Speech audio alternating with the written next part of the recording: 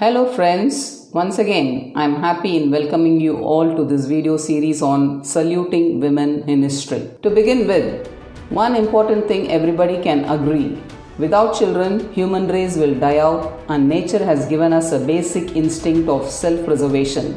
In terms of anatomy, differences between boys and girls can be obvious, but the disparities between the two sexes are actually pretty small. The concept of gender is a social construct, and since ancient times, patriarchy is the norm across cultures. As a result, daughters have been given a lower status than sons. Looking into history, many legal systems have incorporated the concept of primogeniture, wherein the firstborn child inherits the parents' property, and naturally preference of having a son is much more pronounced in most of the countries around the world. Whatever may be the information gained from the historical records, it is very much essential to look into the present situation. International Daughters Day on the fourth Sunday in September celebrates the girl child in order to promote equal value for both the boys and girls.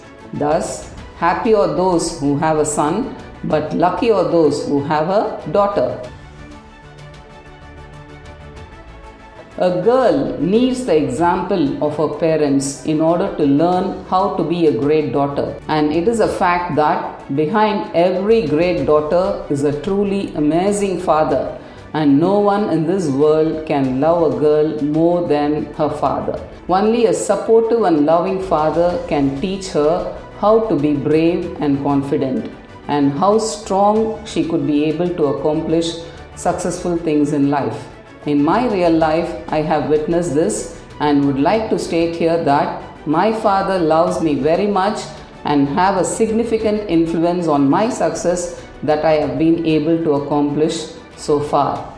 I am extremely happy and proud to highlight in this video the most striking example of an Indian female monarch, Rudrama Devi, the Kakatiya Queen of Warangal. Ever since the historical times, Indian subcontinent has witnessed many female queens who acceded to the throne due to their own superior abilities, such as Dida, Raziya Sultan, Karnavati, Durgavati, Mangammal, and many more. But Rudrama Devi stands unique among all because she is considered to be the longest reigning queen of medieval India, ruled for over 3 decades from 1262 to 1289 AD. Rudrama Devi, popularly known as Rudradeva Maharaja, transcends gender distinctions and becomes essentially a man once she ascends the throne. Coming to the background of the Kakatiya dynasty or Kakatiya Era, it is considered to be one of the golden ages in Telugu history. Hanumankonda, a hillock lying in between the rivers Godavari and Krishna, formed the foundation of the Kakatiya kingdom. Warangal, which was then called Urugallu, formed the capital of the dynasty. Rudrama Devi was born to King Ganapatideva of the Kakatiya dynasty, who ruled a small region in the present-day Telangana. The king did not have any sons, and so through a Putrika ceremony, Rudrama Devi was designated as a son and took up the name Rudradeva. On the advice of Sivadevaya, his prime minister, and determined to keep the sovereignty in his own family, Ganapatideva recognized Rudrama as his heir apparent. She went on to become one of the greatest rulers the region had ever seen, and to date, she remains the only woman to have ruled that region. King Ganapatideva took special interest in his daughter's education and gave her practical training in the administration by associating her in his government in the last years of his reign. Rudrama Devi rose to power in her early teens and began to rule the kingdom with her father as his co-regent from 1260 AD onwards. Under the name of Rudradeva Maharaja, she maintained the designation that was bestowed on her and ruled as a king.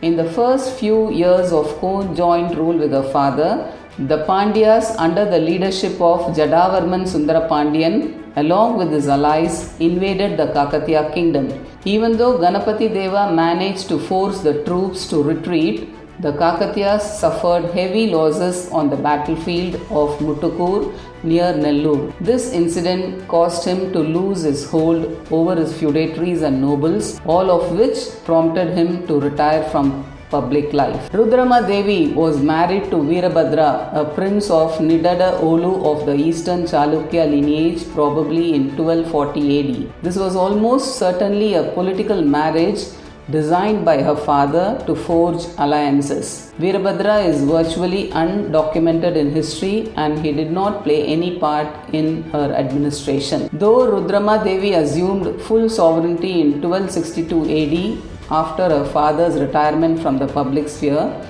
she was not the crowned queen but Patodriti, that is, a queen designate of her father Ganapatideva. She lost both her husband and father during 1266 to 1267 AD.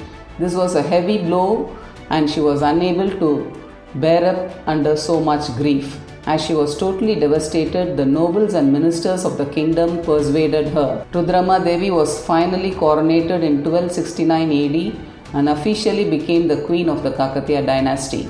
But her nomination and succession to the throne was not generally approved by all sections of her subjects immediately. Some of the nobles who were unwilling to submit to a woman's authority took up arms against her. Rani Rudrama was able to suppress these rebellions and effectively tackled her enemies with the help of the citizens and some of her powerful supporters of the Kakatiya kingdom, such as Deva and Gona Ganna Reddy. Though Rani Rudrama Devi had to crush the internal rebellion of the disloyal nobles, it was the external danger that caused her serious troubles. The first and the foremost was from the Kalinga king Narasimha I, who suffered a defeat previously at the hands of her father. He took advantage of the turmoil in the Kakatiya dominions and marched with his forces into the Godavari delta and succeeded in recovering some of his lost possessions. But in the later part of the reign of Rani Rudrama, the lost provinces were regained by her commanders, Potti Nayaka and Proli Nayaka, by fighting against Virabhadra I, the successor of Kalinga king Narasimha I. The Kakatiya power was thus re-established in the coastal Andhra country.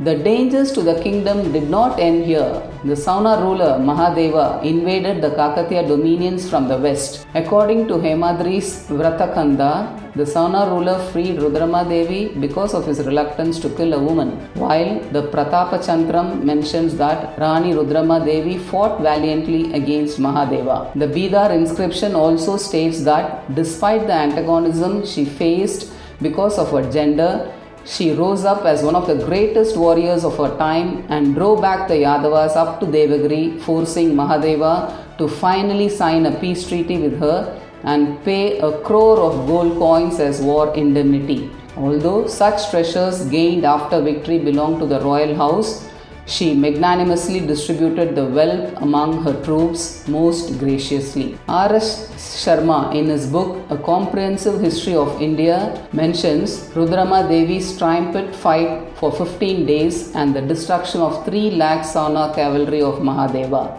An interesting incident has to be highlighted here, that is, she adopted a title called Raya Gajakeshari. She built a Ranga Mandapa in the Swayambhu temple in Warangal to commemorate her Sauna victory, in which she is known as a warrior mounted on a lion with a sword and shield in her hands. An elephant trunk holds up a lotus to her in submission. A new threat arose during 1285 AD in the form of the Kayastha's chief Mahadeva, who ruled over a large part of the Rayalaseema from his capital Vellaru. He planned to make an ally with the Pandyas and Yadavas in order to destroy the Kakatiya kingdom and carve out an independent kingdom for himself. To pursue this dream, Mahadeva was in constant wars with his neighbors during his long reign of 32 years. Further, he had stopped paying loyalty to the Kakatiya queen almost from the very beginning of his rule and was able to establish a strong, extensive and independent Kayastha kingdom. Rudrama Devi could not tolerate the headstrong Mahadeva, and so she had sent an army under her general Mallikarjuna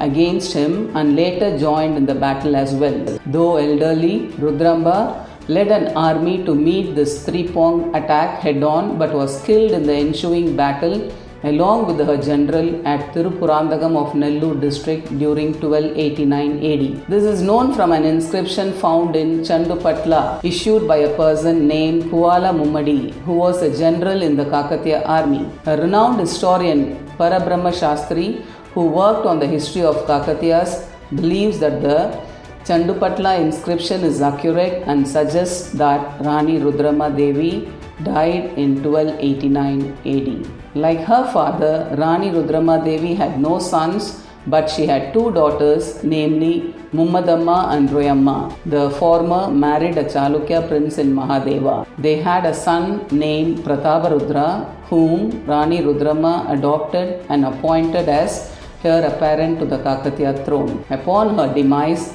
Prataparudra ascended the throne of Warangal, and he was successful in suppressing the Kayashta revolt during his reign. Rani Rudrama Devi was undoubtedly one of the greatest women rulers of India, who took an active part in governing the country and led the army in person on occasions of emergency. She was a very wise and an efficient administrator who strove hard to promote the best interests of the state and people's welfare. As a token of honor for the commoners, she introduced a new policy of recruiting people from the non-aristocratic background as commanders in the army, and thereby created a class known as Angarakshakas, who became a new class of warrior lords. It was a radical step to take at that time, and it is believed that Rani Rudrama Devi put forward such a policy to gain the trust of the commoners of the Kakatiya region. In spite of the wars which frequently disturbed the country, people of the Kakatiya kingdom remained contented and happy under Rani Rudrama Devi's rule, because as soon as the war gets over, peace and order will be restored, and she ruled in perfect security, free from the attacks of enemies both internally and externally. Further, she captured some important forts like Mulikinadu, Renadu, Yeruva, Muttapinadu and Sati. Rudrama Devi's accomplishments include the completion of the Warangal fort that her father had begun. It involved the addition of a second wall and a moat to the structure, which was built to protect the city against future attacks of the enemies. Though Rudrama Devi was not very much interested in the arts, she encouraged the dance practice of Perini Shiva Tandavam by the soldiers. This practice was an extremely vigorous and powerful dance done to the beat of drums by the soldiers as a prelude to war, and was part of the training module of the royal forces. Rani Rudrama Devi built tanks, dug canals and wells in order to provide water for irrigation to the farmers. She granted concessions to merchants and traders to promote trade and cottage industries. An inscription from Malkapuram dated 1261 AD is of much interest and throws light upon the nature of the queen's charities. It relates to the gift made by her in accordance with the expressed wishes of her father. The village of Mandaram on the southern banks of the river Krishna was given to the Rajaguru Vishveshwara Shambhu, who built a temple around which grew a township inhabited by Brahmanas from different regions, artisans, musicians, dancers, village guards and servants. The foremost accomplishment of Rani Rudrama Devi is the establishment of a string of hospitals in the town, and she provided enormous funds for its maintenance. Being a staunch Shaivite, Rani Rudrama Devi worshipped goddess Bhadrakali, Egavira and Padmakshi, but she was very tolerant towards the other religious groups.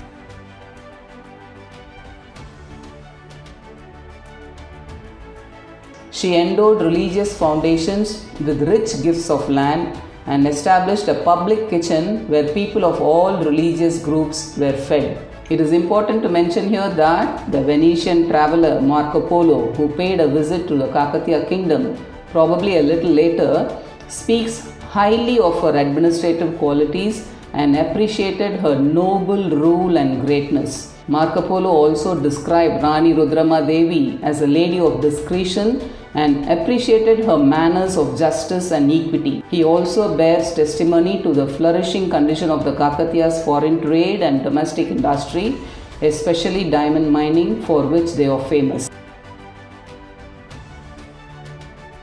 History believes that Rani Rudrama Devi was one of the most outstanding queens of all times in Indian history, and her accession to the throne was a remarkable and memorable event of medieval South India, as she was the first woman ruler of the Andhra region and its people still cherish her memories. During the 3 decades of long rule, her gender did not come on her way in discharging her duties, and the legacy of Rani Rudrama Devi has been memorialized in the inscriptions, statues, irrigation tanks, novels, books, and films. As per the records of the Archaeological Survey of India, Rudrama Devi typically called herself as king, used a male variant of her personal name, and bore the martial epithets associated with the Kakatiya patrilineage. And it is a welcoming fact that, in spite of being an able ruler, the queen is mentioned as a man,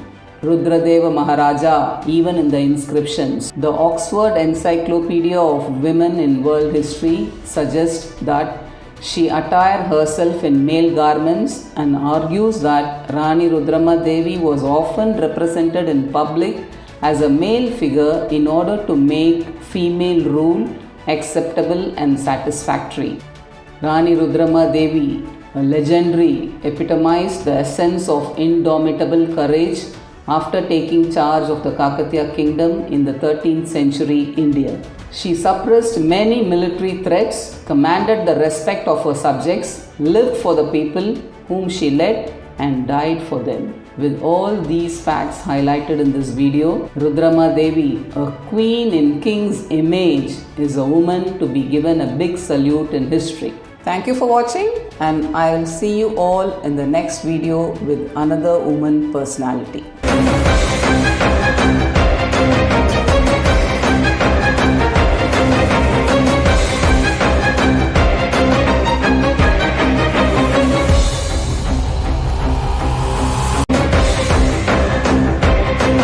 Please like, share and subscribe to this channel.